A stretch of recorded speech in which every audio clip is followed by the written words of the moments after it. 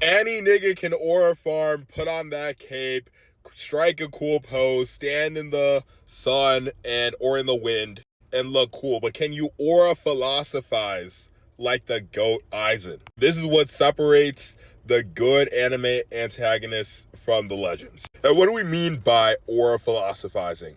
Well, it's when you can spit a line that applies to the current situation and shows how mysterious and way ahead of your competition you really are, both on a general mental IQ strategic level, but also in the situation you're like steps ahead. But it also is philosophy, like it's a deeper life principle that he's saying that you don't get. Like there's a general like understanding and mastery of life and wisdom that he has that you don't even have. And take a look at this line, for example. The betrayal you see is trivial. What is truly fearsome is the betrayal you don't see. Now, obviously, in the current situation, he's saying, there's the treachery goes way deeper than you even know. He's flexing how hard he's betraying, but it's also mysterious. It's like, oh shoot, we've been focused so much on the obvious that we don't even see the overall grand picture. Like there's way more. And that actually really is scary if you think about it. And it's not even just the situation, right? It goes deeper to like your whole life. You could be worried about your girl, low-key kind of flirting with some guy and hearing about it, but that's the betrayal you've heard about or seen. She could be doing all crazy stuff that you've never even seen. And the anxiety of whether or not that's happening, you don't even know. You possibly might never know. That's what's actually scary. And when they're really good at the aura philosophizing, people can make whole like 10, 20, 30-minute extended video essays about it. Let's take another example, right?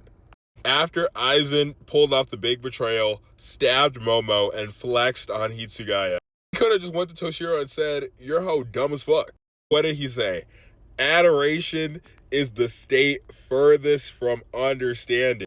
Not only is this communicating your hoe is dumb as fuck, but it's also it's actually deeper when you really sit and think about it. When you're putting somebody on a pedestal, you're actually really putting them like at a distance from you where it's actually harder to understand them.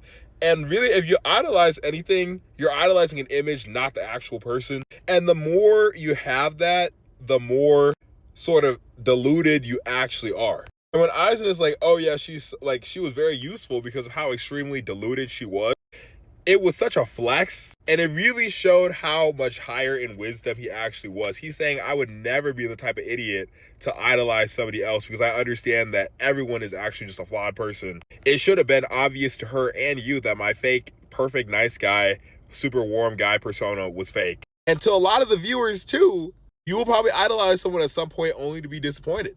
This is peak aura philosophy.